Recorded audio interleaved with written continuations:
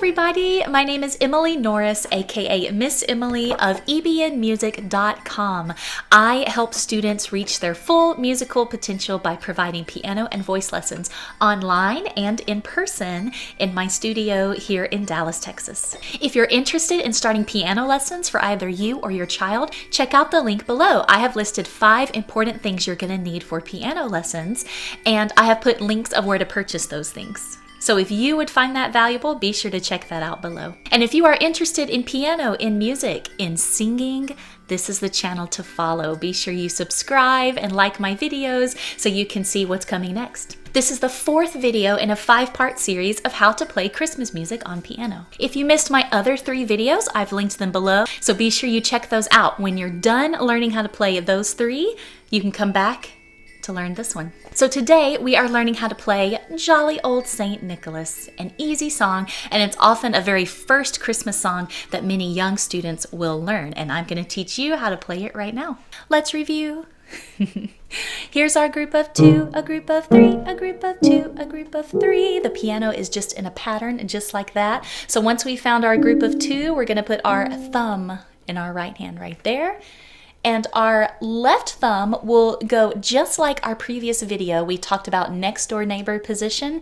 This is where it is in Jolly Old Saint Nick too. Another review, remember we have finger numbers 1, 2, 3, 4, and 5. The thumb is always number 1, so our 1 finger goes in the next door neighbor position. Okay, let's learn the boring way to play Jolly Old Saint Nick. This is the way that most young students will learn how to play it. It is melody only. We're going to use next door neighbor, and it's going to be super easy. We're going to start on the 3 finger on E. Jolly old Saint Nicholas, lean your ear this way. Don't you tell a single soul what I'm going to say. 2, 3, 4. Christmas Eve is coming soon. Now you dear old man. 2, 3. Whisper what you'll bring to me. Tell me if you can. There you go, a really simple melody. We used both hands to play the melody. Now, a lot of times young students will use both hands to play just the melody. Because we are learning how to read notes in both right and left hand, we start it easy.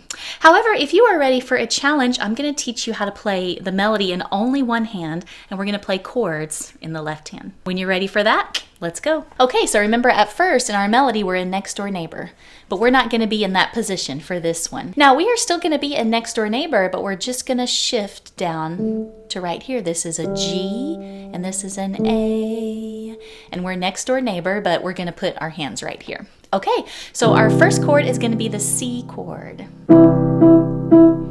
See that? There's our jolly old Saint Nicholas. So notice I'm playing the same melody here, but I'm using different fingers, and I'm playing the chords in the left hand. So I went from C to G, A. There we go. Okay, so with the left hand it is C, dun, dun, dun, dun, dun, dun, A, C.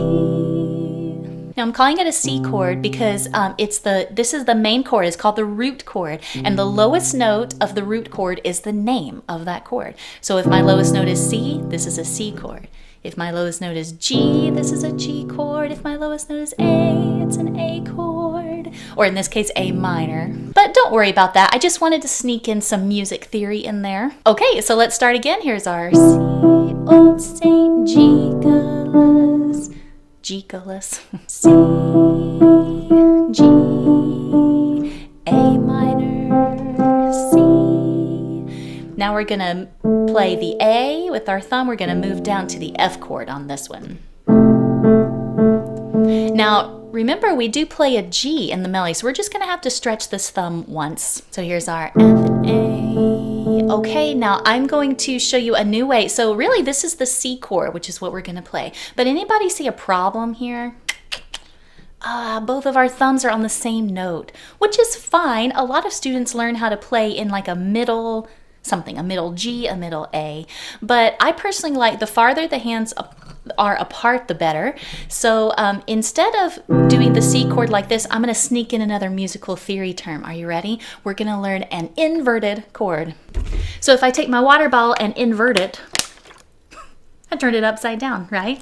That's kind of what we're doing here with the C chord. Let me show you. So in order for our thumbs not to bump into each other, we're gonna invert this chord. So we know that we need a C, we need an E, and we need a G, right? Okay, so as long as I can find those 3 notes, I'm good to go, okay? So if I was on my F, right? Okay, so I need a C, an E, and a G. Ooh, look, I'm already on a C. Nice, okay. Now I need an E. I'll go up to this one, so I'm gonna have to play like that. And then I need a G. I don't want this one, right? Because my thumb's in the way. Ah, there's the G right there. I just inverted the C chord. I kind of turned it upside down. I turned it on its side, right? This way I can go from F and then the C inverted chord. There we go. So now I'm not in the way. Okay, so let's try that again.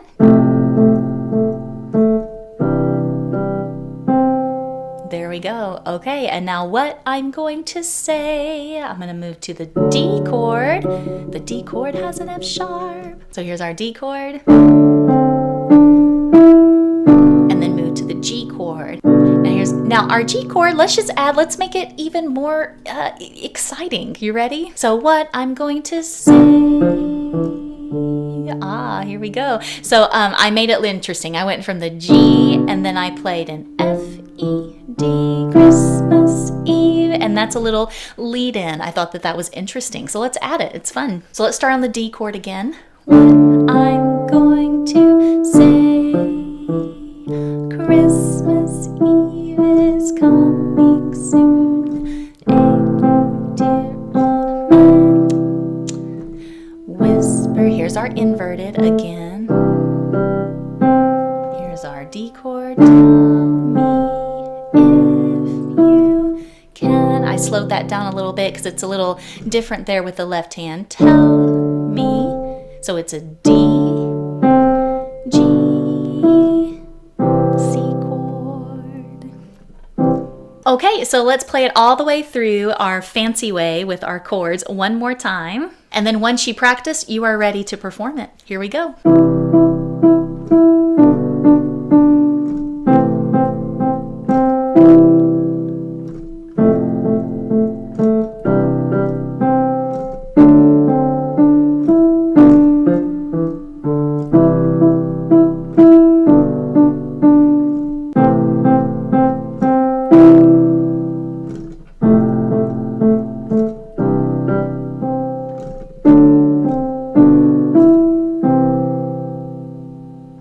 There you go. Now you know how to play Jolly Old St. Nicholas. This one was a little more complicated, I think. It was a little more chords, more moving around. So this one might take a little more time, but I think you're ready for a challenge. You've already learned 3.